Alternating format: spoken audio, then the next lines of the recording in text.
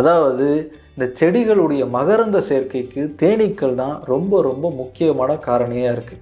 இப்படி நெக்டாரை எடுக்க போகும்போது அந்த செடியில் இருக்கக்கூடிய மகரந்தம் அப்படிங்கிறது இந்த தேனீக்களுடைய உடலில் ஒட்டிக்குது. அது அடுத்த செடிக்கு போய் அதோடைய மலரில் உட்காரும்போது இந்த மகரந்த சேர்க்கைங்கிறது ஏற்படுது. அது மூலமாக அந்த செடிகள்ங்கிறது பல்கி பெருகி வளருது. ஆனால் இன்றைக்கி நம்ம அடைஞ்சிருக்கக்கூடிய அந்த சயின்டிஃபிக் அட்வான்ஸ்மெண்ட்னால தேனீக்கள் இல்லாமல் கூட நம்மளால் வாழ முடியும், அது ஒரு மித்து தான், தேனீக்கள் அழிஞ்சு போயிட்டா நமக்கு ஒரு பெரிய பிரச்சனை இல்லை அப்படின்னு நம்ம நினைக்கலாம். ஆனால் அது முழுமையான உண்மை கிடையாது. இன்றைக்கும் நம்ம தேனீக்களை சார்ந்து தான் இருக்கோம். அதுக்கு ஒரு உதாரணம் சொல்லலாம்னு நினைக்கிறேன். இப்போ சமீபத்தில் உக்ரைன் வார் நடந்துக்கிட்டு இருக்கிறதுனால உலகம் முழுக்க சன்ஃப்ளவர் ஆயிலுக்கான தட்டுப்பாடு அப்படிங்கிறது ஏற்பட்டிருக்கு. அந்த தட்டுப்பாடை பயன்படுத்தி பெருசாக வளர்கிறதுக்கான வாய்ப்புங்கிறது தமிழக விவசாயிகளுடைய கைகளில் இருக்குது. ஆனால் அதை அவங்களால பயன்படுத்திக்க முடியல. காரணம், போதிய அளவுக்கு தேனீக்கள்